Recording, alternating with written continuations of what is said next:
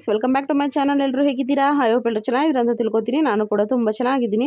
So ಇವತ್ತು normal ಆಗಿ ವ್ಲಾಗ್ನ ಸ್ಟಾರ್ಟ್ ಮಾಡ್ತಾ ಇದ್ದೀನಿ. ಸೊ ಹಾಗೆ ಈ ವಿಡಿಯೋನ ಸ್ಟಾರ್ಟ್ ಮಾಡೋಕ್ಕೂ ಮುಂಚೆ ಸ್ವಲ್ಪ ವೀಡಿಯೋಸ್ ಎಲ್ಲ ಇಂದು ಮುಂದೆ ಬಂದಿದೆ. ನಾನು ಬೆಂಗಳೂರಿಗೆ ಹೋಗೋಕ್ಕೂ ಮುಂಚೆನೇ ವಿಡಿಯೋ ಶೂಟ್ ಮಾಡಿರೋದು, ಬೆಂಗಳೂರಿಗೆ ಹೋಗಿರೋದನ್ನ ಫಸ್ಟ್ ಹಾಕಿದ್ದೀನಿ. ಸೊ ಅದಕ್ಕೋಸ್ಕರ ಕ್ಲಾರಿಟಿ ಕೊಡ್ತಾ ಇದ್ದೀನಿ. ಯಾಕಂದರೆ ಈ ವಿಡಿಯೋದಲ್ಲಿ ನಾವು ನಾಳೆ ಬೆಂಗಳೂರಿಗೆ ಹೋಗ್ತೀನಿ ಅಂತ ಹೇಳಿದ್ದೆ, ಎಂಟು ತನಕ ನೋಡಿ ಗೊತ್ತಾಗುತ್ತೆ. ಹಾಗೆ ಮಶ್ರೂಮ್ ಬಿರಿಯಾನಿ ರೆಸಿಪಿನೂ ಕೂಡ ಶೇರ್ ಮಾಡಿದ್ದೀನಿ. ಸೊ ಮಿಸ್ ಮಾಡಿದಂತೆ ವಿಡಿಯೋನ ಎಂಟು ತನಕ ನೋಡಿ. ಹಾಗೆ ಪ್ಲೀಸ್ ಇನ್ನೂ ಯಾರಾದರೂ ನನ್ನ ಚಾನಲ್ ಸಬ್ಸ್ಕ್ರೈಬ್ ಮಾಡ್ಕೊಂಡಿಲ್ಲ ಅಂದರೆ ಸಬ್ಸ್ಕ್ರೈಬ್ ಮಾಡ್ಕೊಳ್ಳಿ, ಲೈಕ್ ಮಾಡಿ, ಶೇರ್ ಮಾಡಿ, ಕಮೆಂಟ್ ಮಾಡೋದು ಮಾತ್ರ ಮರಿಬೇಡಿ. ಸೊ ಇವತ್ತು ಮಾರ್ನಿಂಗ್ ನಾವು ಬೆಳಗ್ಗೆ ನಾವು 3 ಜನ, ಹಾಗೆ ನಿಶು ಬೇಬಿ 4 ಜನ ಸೊ ಟೆಂಪಲ್ಗೆ ಹೋಗ್ತಾ ಇದ್ವಿ, ಚಂದಗಾಲಮ್ಮ ಟೆಂಪಲ್ಗೆ. ಸೊ ಚಿರುನ ಕರ್ಕೊಂಡು ಹೋಗಿರಲಿಲ್ಲ, ಅವ್ನಿಗೆ ಸ್ಕೂಲ್ ಇತ್ತಲ್ವಾ. ಸೊ ಅದಕ್ಕೆ ಅವ್ನು ಸ್ಕೂಲ್ಗೆ ಹೋಗಲಿ ಅಂತ ಅಮ್ಮನೇ ರೆಡಿ ಮಾಡಿ ಅಪ್ಪನ ಜೊತೆ ಸ್ಕೂಲ್ ಕಳಿಸಿದ್ರು. ನಾವು 3 ಜನ ಹೊರಟ್ವಿ. ಈಗ ಟೆಂಪಲ್ಗೆ ಹೋಗಿ ಬರೋಣ ಅಂತ ಹೇಳ್ಬಿಟ್ಟು ತಿಂಡಿ ಎಲ್ಲ ಏನು ತಿಂದಿಲ್ಲ, ದೇವ್ರ ದರ್ಶನ ಆದಮೇಲೆ ತಿಂಡಿ. ಸೊ ಮನೇಲೂ ಕೂಡ ಏನು ತಿಂಡಿ ಪ್ರಿಪೇರ್ ಮಾಡಲಿಲ್ಲ, ಅದೇ ಶೇಕ್ ತೊಗೊಂಡಿರ್ತಾರೆ. ಸೊ ನಮ್ಮ ನಿಶಿಗೂ ಕೂಡ ಮಿಲ್ಕ್ ಕೊಟ್ಟಿದೆ. ಸೊ ಮೇಂಟೈನ್ ಆಗುತ್ತೆ, ಬಂದುಬಿಡ್ಬೋದು ಬೇಗ. ಆನ್ ದ ವೇ ಬರ್ತಾ ಎಲ್ಲರೂ ತಿಂಡಿ ತಿನ್ಕೊಂಡ್ರೆ ಆಯ್ತು ಅಂತ ಹೇಳ್ಬಿಟ್ಟು ಬಂದ್ವಿ. ಸೊ ಚಂದಗಲಮ್ಮ ಯಾರ್ಯಾರು ಬಂದಿದ್ದೀರಾ ಈ ಟೆಂಪಲ್ಗೆ ಕಮೆಂಟ್ ಮಾಡಿ ತಿಳಿಸಿ ನೋಡೋಣ. ಹಾಗೆ ಸ್ಮಾಲ್ ಕ್ಲಿಪ್ಪಿಂಗ್ಸ್ ತೊಗೊಂಡೆ ಅಷ್ಟೇ. ಹಾಗೆ ಬಂದಿದ್ವೆಲ್ಲ ವ್ಲಾಗ್ನು ಕೂಡ ಸ್ಟಾರ್ಟ್ ಮಾಡಿದ್ವಿ, ತುಂಬ ದಿನ ಆಗಿತ್ತು ನಾರ್ಮಲಾಗಿ ವ್ಲಾಗೆಲ್ಲ ಸ್ಟಾರ್ಟ್ ಮಾಡಿ. ಸೊ ಅದಕ್ಕೇ ವ್ಲಾಗ್ನ ಮಾಡ್ತಾಯಿದ್ದೀನಿ ಅಷ್ಟೇ, ಇನ್ನೇನಿಲ್ಲ. ತುಂಬ ಚೆನ್ನಾಗೆಲ್ಲ ದರ್ಶನ ಕೂಡ ಆಯಿತು. ಸೊ ದರ್ಶನ ಆಗಿ ಮನೆಗೂ ಕೂಡ ಹೊರಡ್ತಾ ಅಂದವೇ ನನ್ನ ಮಗನ ತುಂಟಾಟ ನೋಡ್ಬೋದು. ಈಗ ನೀವು ಹೆಂಗೇನೆ ವೀಡಿಯೋನ ಎಂಟು ತನಕ ನೋಡಿ ಗೊತ್ತಾಗುತ್ತೆ. ಅವನಿಗೆ ಹಸು ಈ ಥರ ಪ್ರಾಣಿಗಳಂದರೆ ಅವ್ರ ಪಪ್ಪನ ಥರ ತುಂಬ ಇಷ್ಟ. ಮಲ್ಕೊಂಡಿದ್ದವನು ಅದ್ರ ಹೆಸರು ಹೇಳಿದ್ರೆ ಸಾಕು ಕಂಡುಬಿಟ್ಬಿಡ್ತಾನೆ. ಸೊ ಅದು ನನಗೆ ಕ್ಯಾಪ್ಚರ್ ಮಾಡಿಕೊಂಡೆ, ತುಂಬ ಚೆನ್ನಾಗಿತ್ತು, ಮೆಮೊರಿಯಾಗೂ ಕೂಡ ಇರುತ್ತೆ ಅಂತ ಎಲ್ಲ ಹೇಳಿಬಿಟ್ಟು. ಸೊ ಅದೇನೋ ಗೊತ್ತಿಲ್ಲ, ನಮ್ಮ ಚಿರುಗಿಂತ ನಮ್ಮ ನಿಶುಗೆ ತುಂಬ ಪ್ರಾಣಿ ಪಕ್ಷಿಗಳ ಮೇಲೆ ಲವ್ ಅಂತಲೇ ಹೇಳ್ಬೋದು.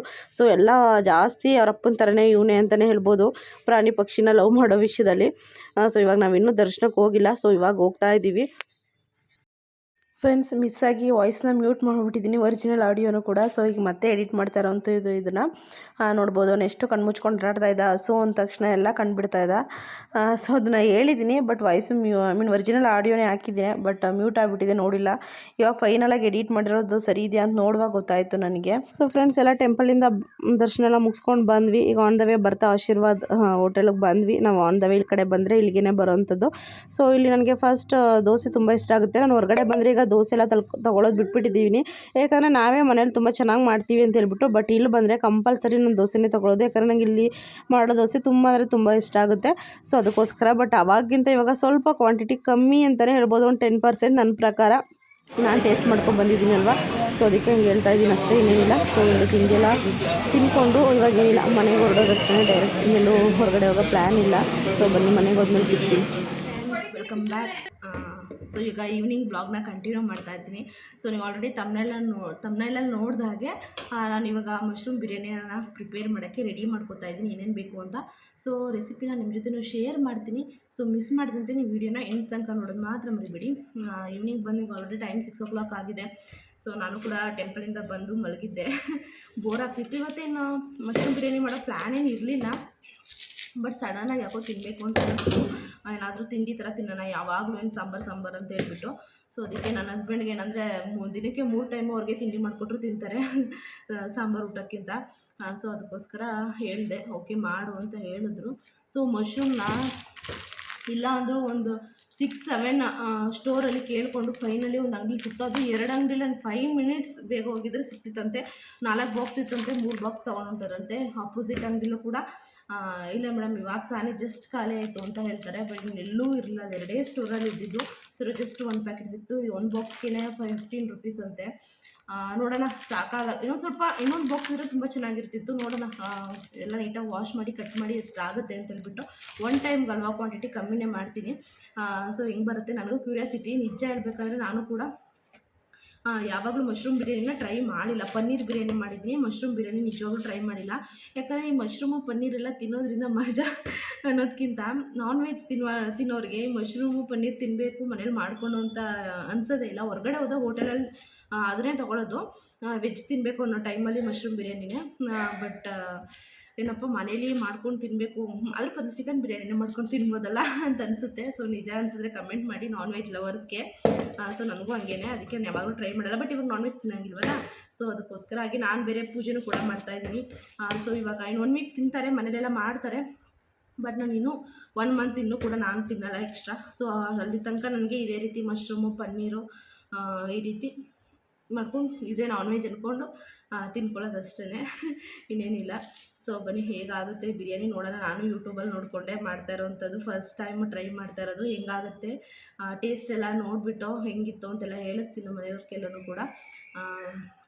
ಅದಕ್ಕೋಸ್ಕರ ವೀಡಿಯೋನ ಮಿಸ್ ಮಾಡಿದೆ ಎಂಟು ತನಕ ನೋಡಿ. ಹಾಗೆ ನಾಳೆ ಬ್ಯಾಂಗ್ಳೂರು ಕೂಡ ಹೋಗಬೇಕು.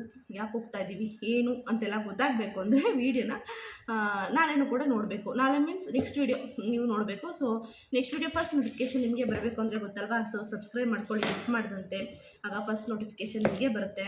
ಆಗ ನೀವೇ ನೋಡ್ಬೋದು ಯಾಕೆ ಹೋಗ್ತಾ ಇದ್ದೀವಿ ಬೆಂಗಳೂರಿಗೆ, ಯಾರ್ಯಾರು ಹೋಗ್ತಾ ಇದ್ದೀವಿ, ಏನು ಸಮಾಚಾರ, ಸೊ ಎಲ್ಲ ಗೊತ್ತಾಗುತ್ತೆ. ಸೊ ಅದಕ್ಕೆ ಇವಾಗ ದೋಸೆಗೆ ಅಕ್ಕಿ ಬೇರೆ ನೆನೆ ಹಾಕಿದ್ದಾರೆ. ಸೊ ಅದನ್ನು ಕೂಡ ರುಬ್ಬಿಡಬೇಕು. ನೋಡೋಣ, ಫಸ್ಟು ಬಿರಿಯಾನಿ ಎಲ್ಲ ಮಸಾಲೆ ಎಲ್ಲ ಹಾಕಿ ಬಿರಿಯಾನಿಗೆ ಇಟ್ಟು ಆಮೇಲೆ ಅಕ್ಕಿ ರುಬ್ಬಿಡ್ತೀನಿ. ಇನ್ನೇನಿಲ್ಲ, ಮಕ್ಕಳನ್ನ ಯಾರನ್ನೂ ಕರ್ಕೊಂಡು ಹೋಗ್ತಿಲ್ಲ, ಬಟ್ ಇನ್ಯಾರು ಹೋಗ್ತಾ ಇದ್ದೀವಿ ಅಂತ ಗೊತ್ತಾಗಬೇಕು ಅಂದರೆ ನೆಕ್ಸ್ಟ್ ಅಪ್ಕಮಿಂಗ್ ವೀಡಿಯೋನೇ ನೋಡಬೇಕು ನೀವು.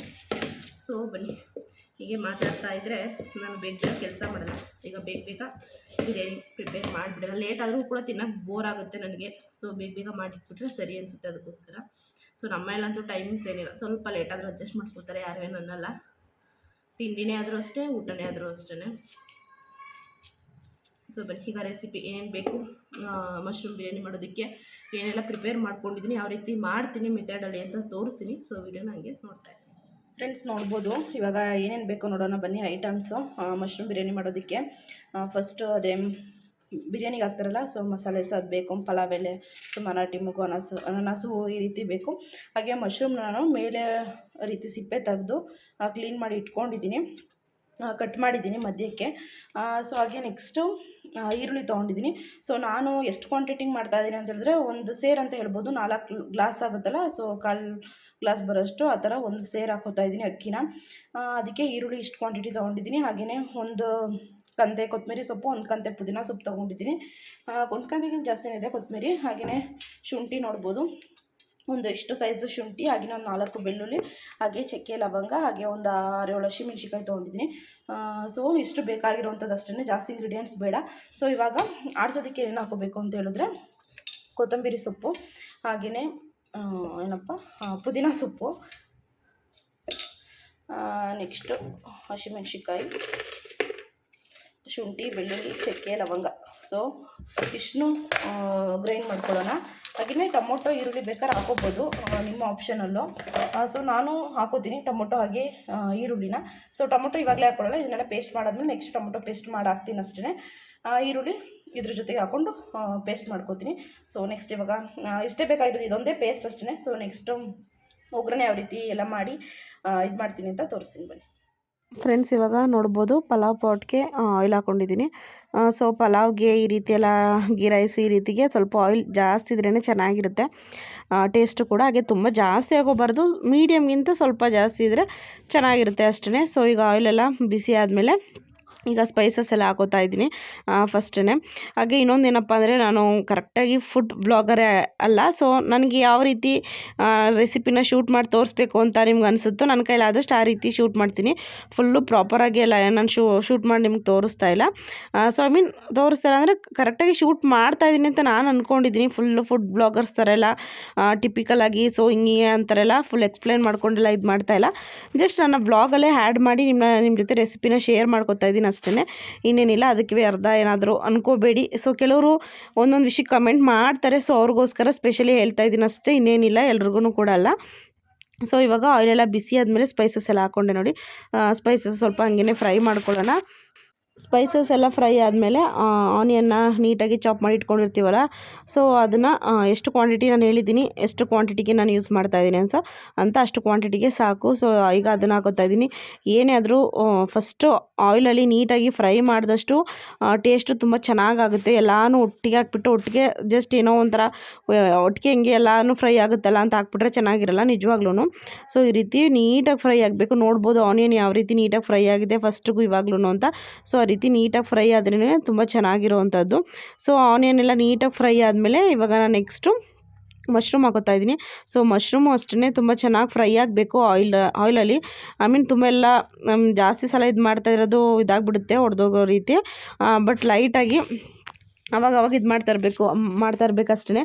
ಪಲಾವ್ ಪಾಟ್ ಆಗಿರೋದ್ರಿಂದ ಏನು ತುಂಬ ತಳ ಎಲ್ಲ ಹಿಡಿಯೋದು ಆ ರೀತಿ ಎಲ್ಲ ಏನಾಗಲ್ಲ, ತುಂಬ ಚೆನ್ನಾಗಿ ಆಗುತ್ತೆ. ಸ್ವಲ್ಪ ಅವಾಯ್ಡ್ ಆಗುತ್ತೆ ಆ ರೀತಿ ಎಲ್ಲ. ಸೊ ಇದನ್ನೆಲ್ಲ ಯೂಸ್ ಮಾಡಿಕೊಂಡ್ರೆ ಪಲಾವ್ ಎಲ್ಲ ಮಾಡುವಾಗ. ಈಗ ನೋಡ್ಬೋದು ನೀಟಾಗಿ ಮಶ್ರೂಮು ಕೂಡ ನಾನು ಫ್ರೈ ಮಾಡ್ತೇನೆ. ನಾನಿಲ್ಲಿ ಸ್ಮಾಲ್ ಕ್ಲಿಪ್ಪಿಂಗ್ಸಲ್ಲಿ ತೋರಿಸ್ತಾ ಇದ್ದೀನಿ ಅಷ್ಟೇ. ನಾನು ನೀಟಾಗೆಲ್ಲ ಫ್ರೈ ಮಾಡಿ ಆಮೇಲೆ ಹಾಕುವಂಥದ್ದು. ನೋಡ್ಬೋದು ಯಾವ ರೀತಿ ಕಾಣ್ತಿದೆ ಅಂತ. ಹಾಗೆಯೇ ಈಗ ನೆಕ್ಸ್ಟು ಪೇಸ್ಟ್ ಮಾಡ್ಕೊಂಡಿದ್ದೆ ನೋಡಿ, ಪೇಸ್ಟಿಗೆ ಏನೇನು ಬೇಕು ಅಂತಲೂ ಕೂಡ ಹೇಳಿದ್ನಲ್ಲ. ಸೊ ಅದನ್ನೆಲ್ಲ ಹಾಕೊಂಡು ನೀಟಾಗಿ ಪೇಸ್ಟ್ ಮಾಡ್ಕೊಂಡಾದ್ಮೇಲೆ ಪೇಸ್ಟ್ ಮಾಡ್ಕೊಂಡಿರೋದನ್ನ ಇವಾಗ ಮಶ್ರೂಮು ಆನಿಯನ್ ಎಲ್ಲ ನೀಟಾಗಿ ಫ್ರೈ ಆಗಿರೋದಕ್ಕೆ ನಾನು ಪೇಸ್ಟ್ನು ಕೂಡ ಹಾಕ್ತಾಯಿದ್ದೀನಿ. ಸೊ ಇದೇ ಮೇಯ್ನ್ ಇರೋವಂಥದ್ದು. ಸೊ ಇದೂ ಕೂಡ ಆಯಿಲಲ್ಲಿ ನೀಟಾಗಿ ಫ್ರೈ ಆಗಬೇಕು ಅಂತ ಹೇಳ್ಬೋದು. ಸೊ ನೀಟಾಗಿ ಫ್ರೈ ಆದರೆ ಮಸಾಲೆ ಎಲ್ಲ ಫುಲ್ ಗಮ್ ಅಂತ. ಸೊ ಇವಾಗಲೇ ಮೇಯ್ನ್ ಟೇಸ್ಟ್ ಬರೋವಂಥದ್ದು. ಸೊ ಇದೆಲ್ಲ ನೀಟಾಗಿ ಆದಮೇಲೆ ಸೊ ಇವಾಗ ನಾನು ನೆಕ್ಸ್ಟು ವಾಟರ್ ಆ್ಯಡ್ ಮಾಡ್ಕೊಂಡಿದ್ದೀನಿ. ಹಾಗೆಯೇ ಸ್ವಲ್ಪ ಕಲರ್ ಚೇಂಜ್ ಆಗಿದೆ, ನೀವು ಕೇಳ್ಬೋದು. ಸೊ ನಾನು ಇದಕ್ಕೆ ಲೈಟಾಗಿ ಗರಂ ಮಸಾಲ ಹಾಕ್ಕೊಂಡಿದ್ದೀನಿ. ನಾನು ಆ್ಯಡ್ ಮಾಡೋದು ಮರ್ತ್ಕೊಬಿಟ್ಟೆ ವೀಡಿಯೋ ಶೂಟ್ ಮಾಡೋವಂಥದ್ದನ್ನ. ಸೊ ಇರಲಿ ಅಂತ ಆ್ಯಡ್ ಮಾಡಿಕೊಂಡೆ ಅಷ್ಟೇ, ನಾನೇ ಟೇಸ್ಟ್ ನೋಡೋಣ ಅಂತ ಹೇಳ್ಬಿಟ್ಟು. ಸೊ ಗರಂ ಮಸಾಲ ಹಾಕಿ ವಾಟರೆಲ್ಲ ನೀಟಾಗಿ ಇದಾದಮೇಲೆ ನಾನು ನೆಕ್ಸ್ಟು ಅಕ್ಕಿ ಹಾಕಿದ್ದೀನಿ. ಜಸ್ಟ್ ಹಾಗೆ ರ್ಯಾಂಡಮಾಗಿ ತೋರಿಸಿನಿ, ಬಟ್ ಈಸಿಯಾಗಿ ತುಂಬ ಬೇಗ ಮಾಡ್ಕೋಬೋದು. ಸೊ ಹಾಗೆ ನಾನು ಅಕ್ಕಿನೂ ಕೂಡ ಆಡಿಸಿಡ್ಬೇಕಿತ್ತು. ಅಕ್ಕಿನೂ ಕೂಡ ಆಡಿಸಿಟ್ಟು ಇದಕ್ಕೆ ಮೊಸರು ಬಜ್ಜಿ ಮಾಡಿದ್ದೀನಿ. ತುಂಬ ಚೆನ್ನಾಗಿರುತ್ತೆ ಕಾಂಬಿನೇಷನ್ ಅಂತ ಹೇಳಿಬಿಟ್ಟು. ಸೊ ಈ ರೀತಿ ಈಸಿಯಾಗಿ ನಾನು ಮಶ್ರೂಮ್ ಬಿರಿಯಾನಿನ ಮಾಡಿಕೊಂಡೆ. ಸೊ ತುಂಬ ಚೆನ್ನಾಗಾಗಿತ್ತು ಅಂತಲೇ ಹೇಳ್ಬೋದು. ನನ್ನ ಹಸ್ಬೆಂಡ್ ಇದೇ ರೀತಿ ಚಿಕನ್ ಬಿರಿಯಾನಿ ಇದ್ದಿದ್ದೆ ಎಷ್ಟು ಚೆನ್ನಾಗಿರ್ತಿತ್ತು ಅಂತೆಲ್ಲ ಹೇಳ್ತಾಯಿದ್ರು. ಸೊ ನಿಮಗೂ ಕೂಡ ಇಷ್ಟ ಆಯಿತು ಅಂತ ತಿಳ್ಕೊತೀನಿ.